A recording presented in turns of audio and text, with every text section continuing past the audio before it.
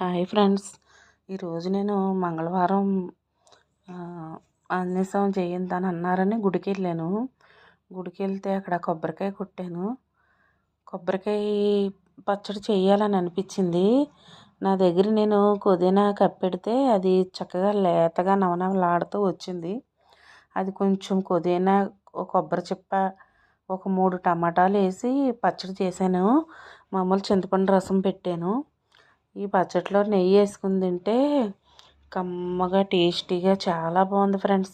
ఒకసారి ఇలా కొబ్బరి, పుదీనా, టమాటో పచ్చడి చేయండి కలిపి. టేస్ట్ అనేది అమోఘంగా ఉంటుంది. ఇది మన ఛానల్లో పెడతాను.